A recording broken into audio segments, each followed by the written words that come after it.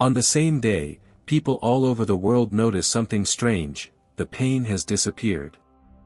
Blows, burns, and cuts no longer trigger a reflexive fear. A person can fall, scrape a knee, see blood, and feel nothing. At first, it seems miraculous. People laugh, check themselves, pinch their skin, punch walls.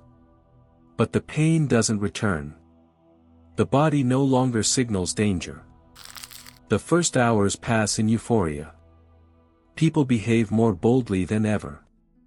Extreme sports become widespread.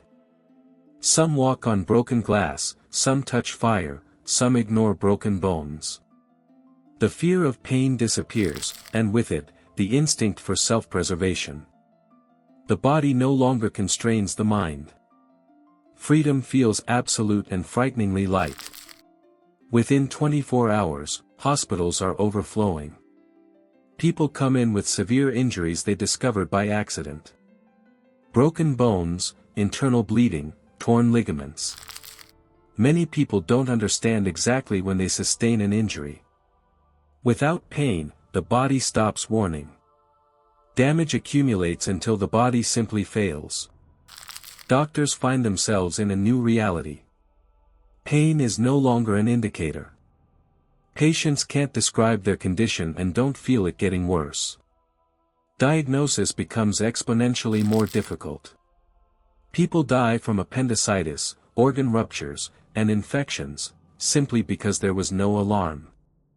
Medicine, built on complaints and sensations, collapses. Industries become deadly. Workers don't feel microtraumas, overloads, or fractures. People continue to work with damaged spines, crushed fingers, and internal burns. Accidents are skyrocketing. Factories, construction sites, and mines are turning into zones of slow self-destruction. Professional sports are becoming a brutal spectacle. Athletes push their bodies beyond their limits, breaking themselves for the sake of results. Fractures don't stop a match. Ligaments are torn, the game goes on. Injuries accumulate until irreversible damage occurs. Athletes die not at the peak of their careers but right during competitions. Children become especially vulnerable. They don't understand the danger and don't feel the consequences. Falls, burns, blows, everything turns into a game. Parents lose their primary indicator of protection. Childhood injuries become fatal. The world realizes that pain wasn't a punishment, but a safety net. Empathy gradually disappears. When a person doesn't feel their own pain, they understand others' pain less well. Violence increases. Blows no longer seem serious. People harm without realizing the consequences. Society becomes harsher, colder. Pain has disappeared, and compassion has begun to disappear along with it. Some people begin to consciously test the limits of their bodies. They cut themselves, break bones, experiment with injuries. Not because of pain, but because of curiosity. The body becomes an object, not a home. Self-destruction becomes a new form of addiction. The statistics are frightening.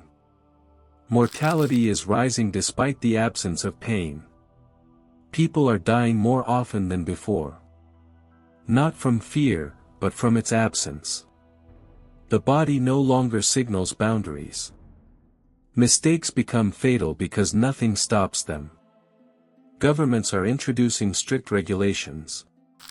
Mandatory checkups, damage sensors, restrictions on physical activity.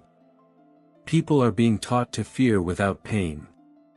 Technology is trying to replace the lost signal.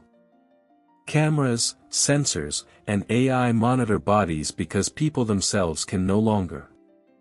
Over time, an understanding comes: pain was not the enemy. It was the last defender.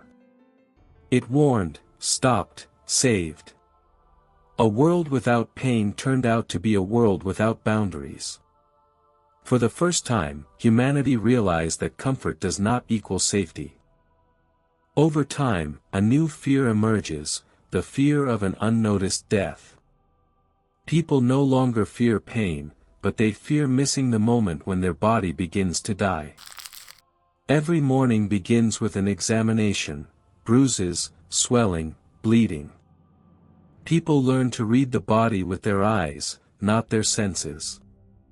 Life becomes a constant test of survival. Heroism changes form. Feats are no longer associated with risk, because risk has become blind. People avoid danger not because of pain, but because of death statistics. Courage no longer lies in the strength to endure, but in the ability to stop. This shatters old myths about courage and strength of character.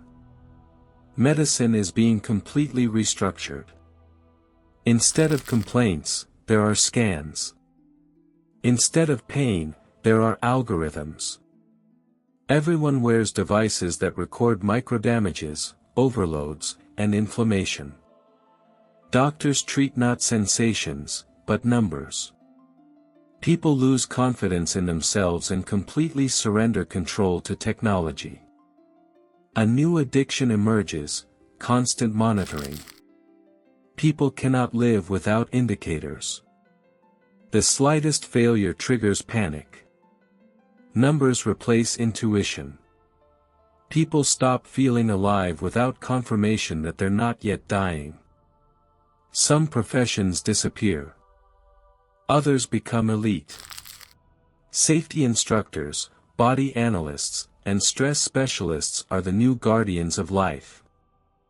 Physical labor is strictly limited. Every effort is scheduled. The body no longer belongs entirely to the person.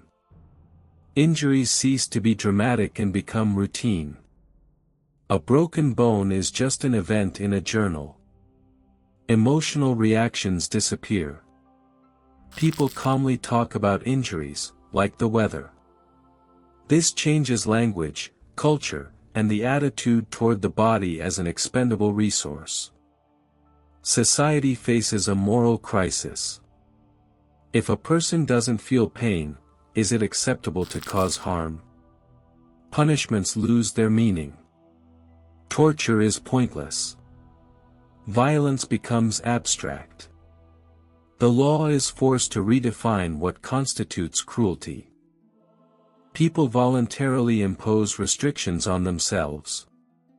Helmets, exoskeletons, and protective suits are becoming commonplace. Humanity is once again building barriers, not from pain, but from its own carelessness. Progress is moving backwards, toward protection, not freedom. A new generation is growing up, never having known pain. They perceive the body as an object of service. For them, damage is a system error. They don't understand the old stories of patience and overcoming.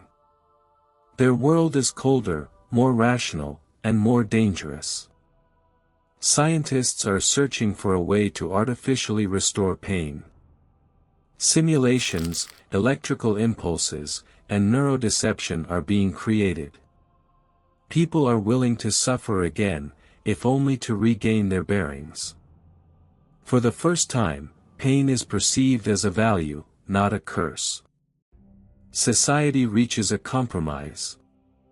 Limited pain, controlled pain, warning pain. Not suffering, but a signal. Humanity learns to value discomfort as a form of care. Pain returns not as an enemy, but as an ally. People understand, survival is not the absence of pain, but the ability to hear it. Pain was the language of the body, which humanity ceased to understand. The world has become quieter, but more dangerous. Now every step is conscious, every movement is careful. The disappearance of pain revealed how fragile life without limits is. Comfort turned out to be a trap. Pain is the price for a chance to survive. And when it disappeared, humanity for the first time truly feared not suffering, but the silence within its own body. Over time, a new philosophy emerged, the cult of controlled risk. People consciously accept danger in small doses to maintain connection with their bodies. Special zones are created where one can experience limited injuries under medical supervision.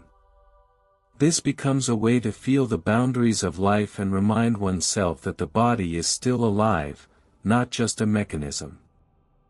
Art is changing. Drama disappears.